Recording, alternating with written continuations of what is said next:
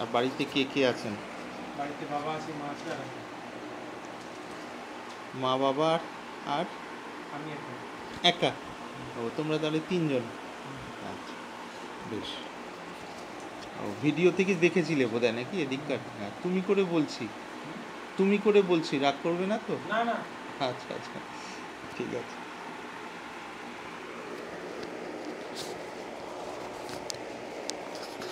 আসতে অসুবিধা হলো অনেকটা পথ বোধহয় নাকি? না অসুবিধা না মানে। ওখান থেকে 50 কিলোমিটার, তারপর আবার ট্রেনে বোধহয়, হ্যাঁ। ট্রেনে বোলপুর, ট্রেনে বোলপুর। বোলপুর থেকে এবার বাস ধরলে। হুম। বাসে কোথায়, ইলামবাজার এলে? না, ডাইরেক্ট জয়দেব মোড়েই এলে? জয়দেব মোড়। জয়দেব মোড়ে এলে, আচ্ছা আচ্ছা, বেশ। বলো, কিছু আধ্যাত্মিক যদি জিজ্ঞাসা থাকে। সম্ভবত বাবা আমি নাম নিতে চাই।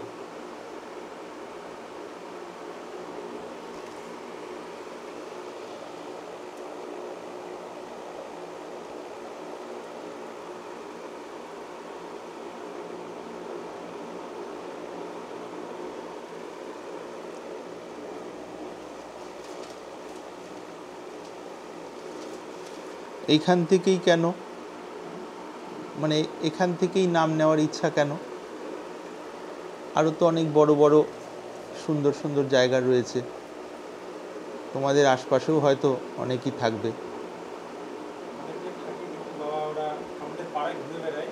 আর হচ্ছে যে সোজা কথা বলতে গেলে দুর্নাম করা হবে ওদের। আচ্ছা আচ্ছা, না এই যে জায়গা, আমাদের এই জায়গাটা যে নকল না, মিথ্যে না, কিভাবে মনে হলো? সেরকম কি মনে হচ্ছে যে এটা হ্যাঁ নকল? বাবা, আপনার ভিডিও দেখে আপনাকে যে শান্ততায় আপনি ভিডিও বানান ওটা দেখে একটু। এটা কি মন থেকে মনে হচ্ছে? হ্যাঁ বাবা। আচ্ছা, না এরম মনে হচ্ছে না যে লোক দেখানোর জন্য এটা একটা নকল না বাবা। বানিয়ে করা হচ্ছে, ধরার জন্য না লোককে? না, এরকম মনে হচ্ছে না। ভেতর থেকে এরম মনে হচ্ছে? ভেতর থেকে।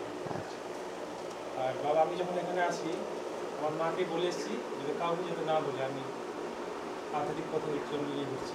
আচ্ছা আচ্ছা, নাহলে লোকে হাসাহাসি করবে। হুম হুম, বলে এইটুকু বয়সে। বটেই তো।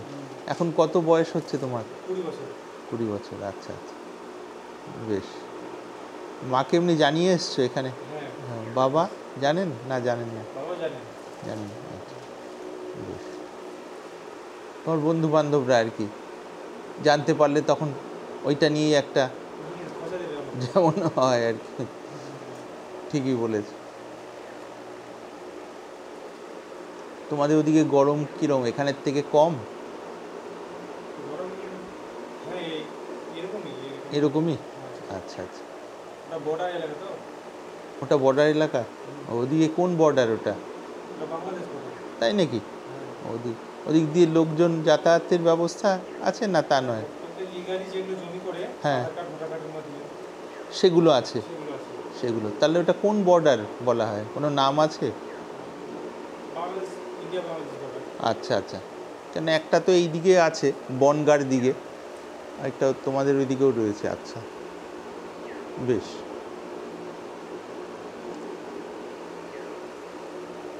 নাম নেওয়ার যে এইটা তোমার কিভাবে জাগলো এই ইচ্ছা মনের মধ্যে?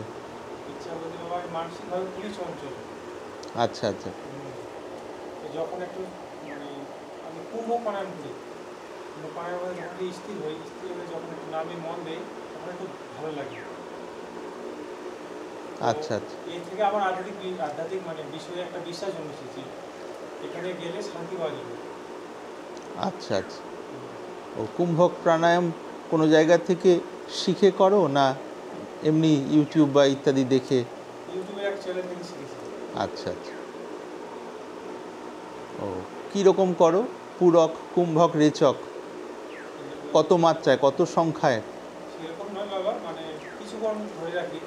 আচ্ছা, কোনো সময়সীমা? কোনো সমস্যা নেই। আচ্ছা, যতক্ষণ অস্বস্তি না হয় মোটামুটি পারো মোটামুটি 5-6 সেকেন্ড। ওইভাবে আর কি। আচ্ছা, সাধারণত কুম্ভক প্রাণায়ামের নিয়ম হলো কি, ওই একটি নির্দিষ্ট সময়কাল করা। প্রথম দিকে খুব বেশি চট করে হয়তো কিছু বোঝা যাবে না, কিন্তু দীর্ঘ সময় যদি করা হয় এবং ওই কুম্ভকের চাপ বেশি হয় স্নায়ুতন্ত্রের ওপর। পরবর্তীকালে অনেক সময় বিভিন্ন সমস্যা হয়েছে দেখেছি আর কি, আমাদের যারা সহসাধক সেই সময় ছিলেন আর কি, অনেকেই। তো একটু যদি ওইটা মাত্রাটা ঠিক রেখে করা যায়, মোটামুটি একটা সময়সীমা, সেটা ওই যে সময়টা বলছো 5 সেকেন্ড 6 সেকেন্ড, প্রথমে 4 সেকেন্ড থেকে করে আর কি সাধারণত, কেউ কেউ আরেকটু বেশি থেকেও করেন। মানে এগুলো সব সাময়িক উপায়, সাময়িক মানে টেম্পোরারি সলিউশন, অল্প সময়ের। স্থায়ী সমাধান হলো ওই যেটা তুমি বলছো আর কি, নামের বিষয় আর কি। হ্যাঁ, নামের দ্বারা ওই মনের এই অবস্থাটাই পরিবর্তন হয়ে যাবে আর কি। মনের যেই অবস্থাটা, আমার কথা শোনা যাচ্ছে তো? হ্যাঁ, মনের অবস্থাটাই পাল্টে যাবে আর কি। কীরমভাবে পাল্টে যাবে? যেখানেই তুমি নাম হোক, সেটা এখানে হোক বা যেখানে হোক, মানে ঠিক জায়গায় খাঁটি যদি হয়। একটা তো লোক ঠকানো, লোক ধরার জন্য প্রচুর বিভিন্ন জায়গায় হয়ে রয়েছে, জানোই, সব ক্ষেত্রেই আছে। কিন্তু আসল যদি হয়, যথার্থ জায়গা এবং যিনি নাম পাবেন সেই মানুষটি যেন সৎ হন, নিজের জায়গায় যেন সৎ হন। সৎ মানে বুঝতেই পারছো, অনেস্ট হন আর কি।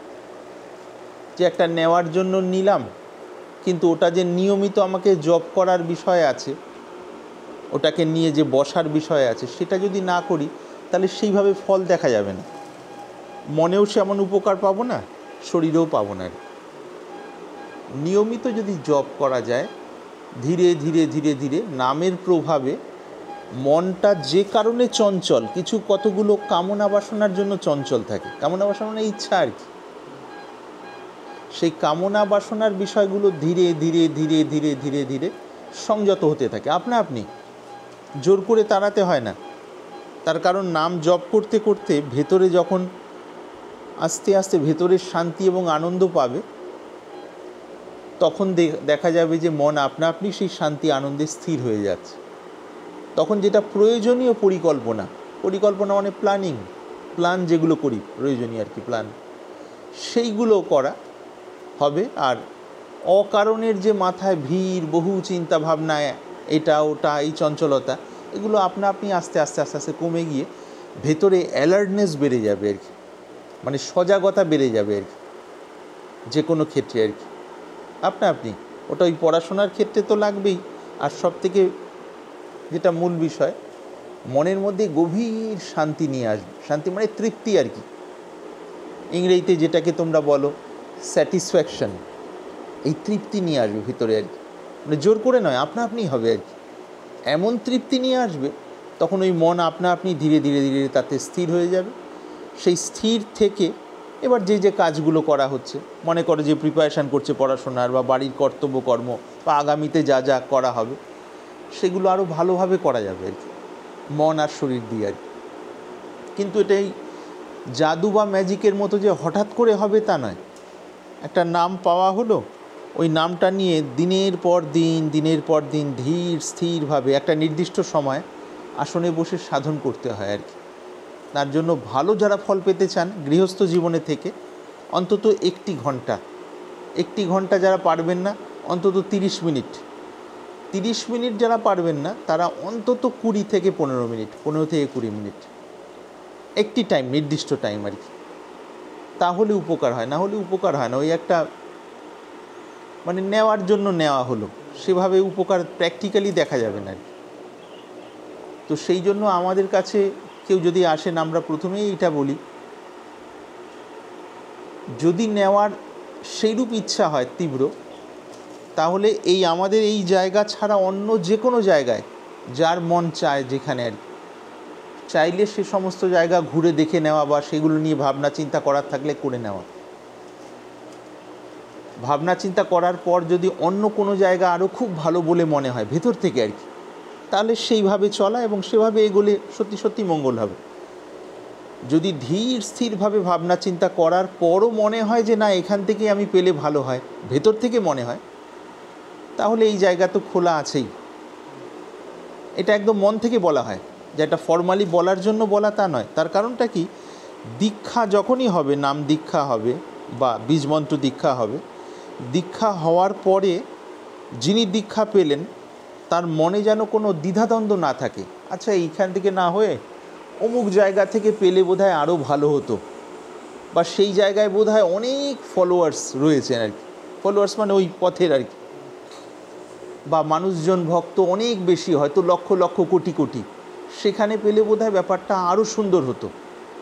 এইরকম যদি মনের মধ্যে সন্দেহ আসে, এই সন্দেহটা নিয়ে আর ওই যেখান থেকে পেয়েছি সেখানে ওই পুরোপুরি ডোবা যায় না আর কি, ওটা মনের মধ্যে কিন্তু একটা ডাউট এনে দেয় আর কি, দ্বন্দ্ব আর কি, কনফ্লিক্ট।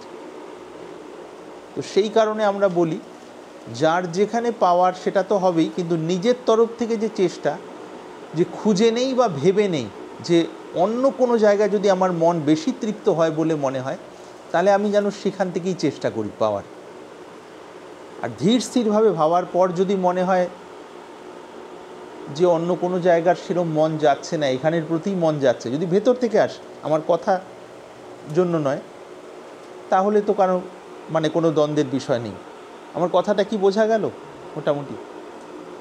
এইটা বলার পিছনে উদ্দেশ্যটা কি, ওই তারপর লাগার পর সাধনে যেন কোনো রকম দ্বিধাদ্বন্দ্ব না থাকে। দ্বিধাদ্বন্দ্ব থাকলে কি ওই সফলতা সেরকম পাওয়া যায় না। একটা সাধনার মধ্যে তো একাগ্রতার একটা লং টার্মের প্রসেস আর কি, মানে সারা জীবনব্যাপী একটা পদ্ধতি আর কি। স্নান খাওয়া দাওয়া যেমন আমরা করি নর্মালভাবে আমাদের জীবনেরই অংশ, ঠিক তেমনই এই সাধনাও সেই আর কি।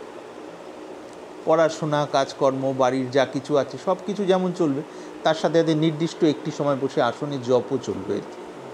মানে ঠিক ঠিক যারা সাধন পথে যাবেন তাদের এইটাই।